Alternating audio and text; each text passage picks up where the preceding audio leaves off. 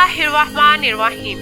ये हज़रत मोहम्मद मुस्तफ़ा सल्लल्लाहु अलैहि वसल्लम की उम्र का 25वां साल था और आप मुल्क शाम से तिजारत के बाद मक्का वापस लौटे। मक्का आते ही आप हज़रत खदीजा के घर की तरफ रवाना हुए ताकि उन्हें नफा के बारे में बताएं।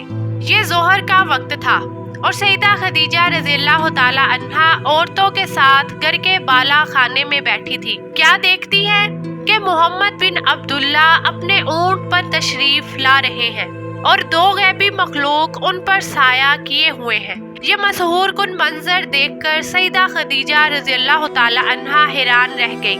आपकी साथी औरतों ने भी जब ये मंजर देखा कि इस तपती धूप में सिवाय हुजूर के ऊपर साया के सिवा कहीं साया मौजूद नहीं है। जब हुजूर अकरम सल्लल्लाहु अलैहि वसल्लम तशरीफ लाए तो हजरत खदीजा रज़ियल्लाहु ताला अन्हा ने इस्तकबाल किया और खुश आमदीद कहा।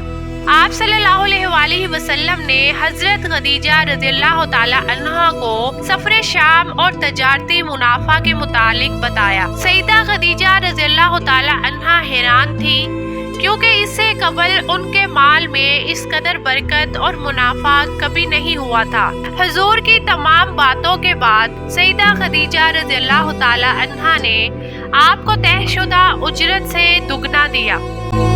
बहरहाल जब हुजूर वापस तशरीफ ले गए तो हजरत खदीजा रज़ियल्लाहु ताला अन्हा ने मैसरा से कहा, क्या तुमने देखा कि मोहम्मद के ऊपर कोई हैरत अंगेज चीज साया कर रही थी? इस पर मैसरा बोला कि मैं ये मंजर सारे रास्ते देखते आया हूँ। मैसरा ने हजरत खदीजा रज़ियल्लाहु ताला अन्हा से वो तमाम बातें भी बयान की जो नस्तूरा राहिब ने कही थी। नीस मैसरा ने हुजूर सल्लल्लाहु अलैहि वसल्लम के इखलाक और नरम दिली की बहुत तारीफ की। इन तमाम वाक़यात ने सईदा खदीजा रज़ियल्लाहु ताला अन्हा को हद दर्जे मुतासिर किया और आपको हुजूर से बहुत लगाव पैदा हो गया। चुनांचे सईदा खदीजा रज़ियल्लाहु ताला अन्हा अपने चचाजाद भाई वरका बिन नौफल से मिली। ये पिछली किताबों के आलिम थे। सईदा खदीजा रज़ियल्लाहु ताला अन्हा ने जो कुछ खुद देखा और मैसरा की जुबानी सुना था वो सब कह सुनाया। वरका बिन नौफल उस वक्त ईसाई मजहब से ताल्लुक रखते थे। सईदा खदीजा रज़ियल्लाहु ताला अन्हा की तमाम बातें सुनकर वरका बिन नौफल ने कहा, खदीजा अगर ये बातें सच हैं तो समझ लो मोहम्मद इस उम्मत के नबी हैं। मैं ये बात जान चुका हूँ कि वो इस उम्मत के होने वाले नबी हैं। दुनिया को इन्हीं का इंतजार था, यही इनका जमाना है। इन तमाम बातों के बाद सईदा खदीजा रज़ियल्लाहु ताला अन्हा को हुजूर सल्लल्लाहु अलैहि वसल्लम से बहुत लगाव पैदा हो गया। चुनांचे 3 माह के बाद हजरत खदीजा रज़ियल्लाहु ताला अन्हा ने आप सल्लल्लाहु अलैहि वसल्लम की तरफ एक खातून जिनका नाम नफीसा था पैगामे रसा बनाकर भेजा कि वो आपसे निकाह की ख्वाहिशमंद है। लिहाजा नफीसा हुजूर के पास आई और कहा, ए मोहम्मद आप शादी क्यों नहीं कर लेते?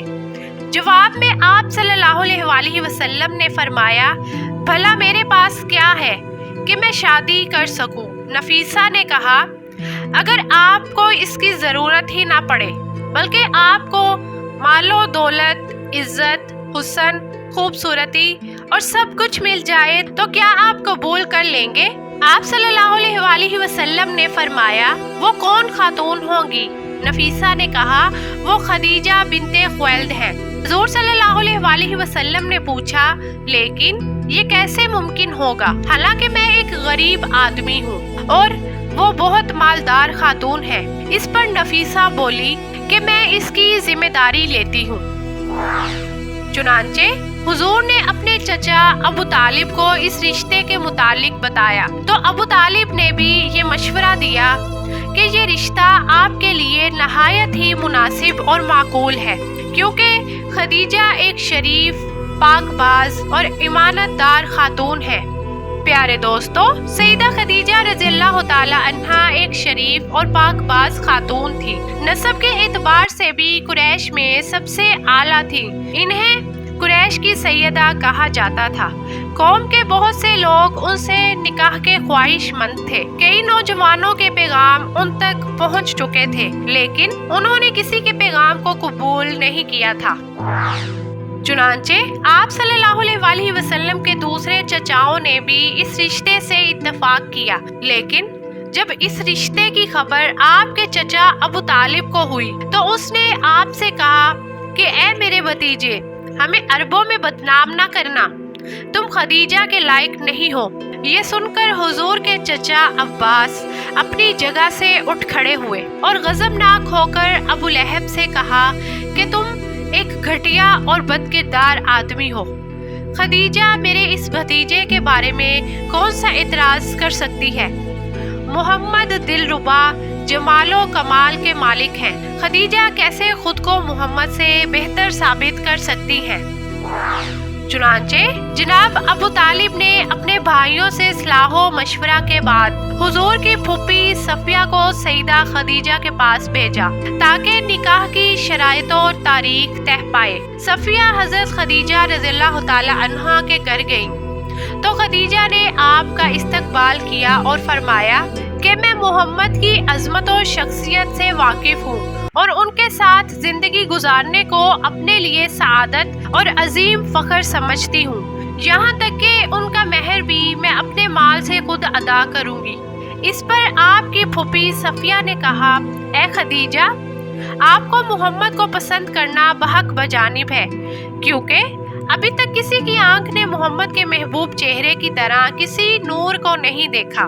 بہرحال نکاح کی شرائط اور تاریخ کے متعلق گفتگو ہوئی اور رشتے کی منظوری کے بعد تاریخ طے پائی، لہٰذا مقرر کردہ تاریخ کو حضرت ابو طالب، آپ کے دوسرے چچا اور بنو ہاشم کے کچھ قرابت دار حضرت خدیجہ رضی اللہ تعالی عنہا کے گھر تشریف لے گئے۔ اس تقریب میں حضرت خدیجہ رضی اللہ تعالی عنہا کی طرف سے آپ کے چچا عمر بن اسد موجود تھے، کیونکہ حضرت خدیجہ رضی اللہ تعالی عنہا کے والد جنگ فجار میں وفات پا چکے تھے۔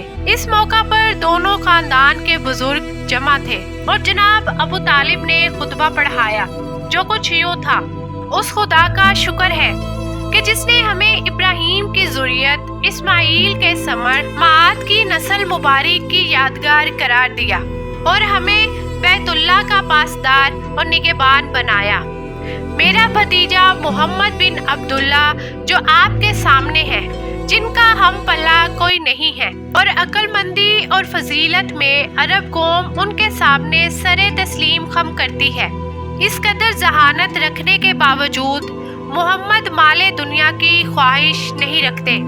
بلا شبہ اس دنیا کے زر و زیور ہمیشہ رہنے والی چیزیں نہیں ہیں۔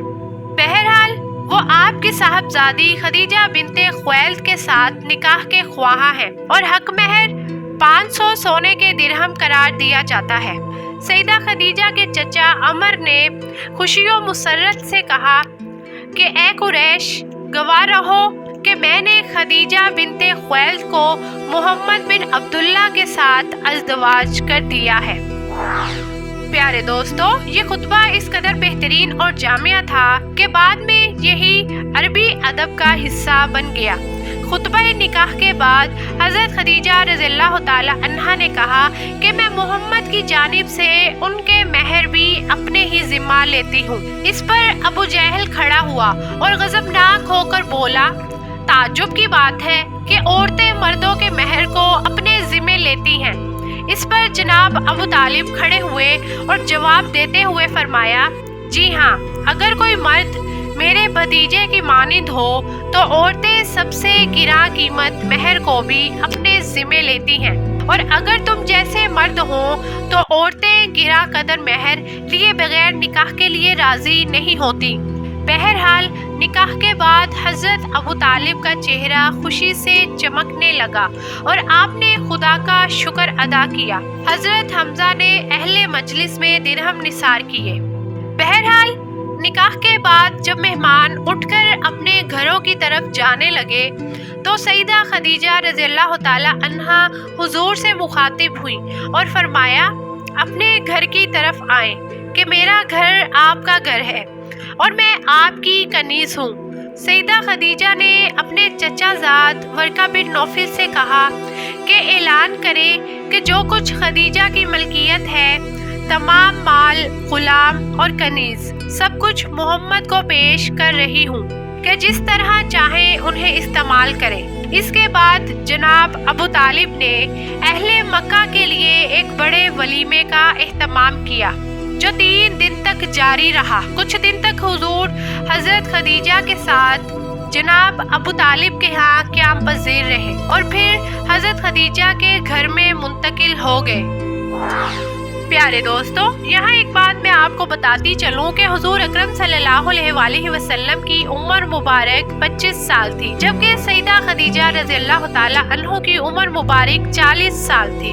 سیدہ خدیجہ رضی اللہ تعالی عنہ کی حضور سے شادی سے پہلے 2 نکاح ہو چکے تھے۔ ان کے پہلے نکاح سے بیٹی پیدا ہوئی تھی جس کا نام ہندا تھا۔ شوہر کے انتقال کے بعد آپ کا نکاح ابو حالہ نامی شخص سے ہوا تھا۔ ابو حالہ کی وفات کے بعد سیدہ خدیجہ رضی اللہ تعالی عنہا بیوگی کی زندگی گزار رہی تھی۔ پیارے دوستو، اس کے بعد آپ صلی اللہ علیہ وآلہ وسلم کی زندگی میں کیا حالات و واقعات پیش آئے، جاننے کے لیے سبسکرائب کیجئے ہمارا چینل کنیز فاطمہ اور دیکھیے سیرت نبوی صلی اللہ علیہ وآلہ وسلم سیریز کا نیکسٹ ایپیسوڈ۔ ملتے ہیں بہت جلد ایک نئی ویڈیو کے ساتھ۔ اللہ نگہبان۔